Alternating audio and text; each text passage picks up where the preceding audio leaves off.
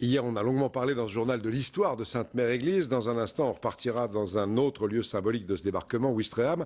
Auparavant, un regard à des voitures mythiques qui ont vraiment marqué les Français à cette période, les fameuses Jeeps que les Américains amenaient avec eux. Un Français s'en est pris de passion, il y en a quelques autres. Il en a restauré, lui, des centaines. À Bonneville-la-Louvet, dans le Calvados, Armel Joubert-Desouches, passionné lui aussi, et David Frotté.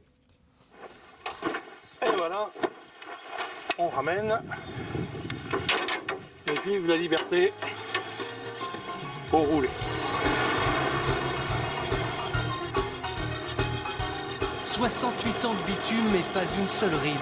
La Jeep a traversé des époques, des musiques et des générations. On continue à la croiser encore sur les routes de campagne. Lorsque cet homme-là est au volant, il conduit pare-brise enlevé, même si cela comporte quelques risques inattendus. Avoir le pare-brise baissé, bon, faut 8 paires de lunettes, parce que là, les moucherons et tout ça, faut faire quand même très attention. Et éviter de parler en roulant ou de rire. Comme Obélix est tombé dans le chaudron magique, Ghislain Hardy a plongé dans la Jeep il y a 40 ans. Je me rends dans le sud de la France, à Aix-en-Provence, et chez le fournisseur à qui j'allais, il y avait au fond de la cour un énorme tas de ferraille, et au milieu, qu'est-ce que je vois? Une calandre de Jeep.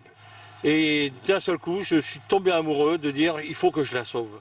Depuis, ce géo trouve tout de la mécanique à démonter, remonter. Au bout du compte, restaurer des centaines de Jeeps pour arriver par exemple à cette ambulance, imaginée à partir d'une photo trouvée dans un livre. Alors ça, c'est une Jeep que j'ai entièrement reconstruite moi-même, car en Jeep ici, il y en a eu très peu de modèles. Je crois 13 ou 14. Je suis parti avec 2 Jeeps, j'en ai fait une. Elle est rallongée de combien? De 87 cm. Ghislain est peut-être un bricoleur d'exception, mais selon lui, pas besoin d'être un génie de la mécanique pour mettre son nez sous le capot. On va faire dévisser un peu la vis de richesse parce que elle ratatouille un petit peu.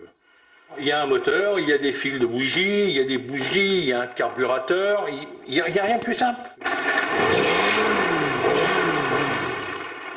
Quand je suis chez moi là, et que j'entends une voiture qui passe, je reconnais de loin, je dis ça c'est une Jeep qui monte. C'est vraiment particulier, on reconnaît une Jeep de très loin. Ça ressemble à aucun autre son. Aucun.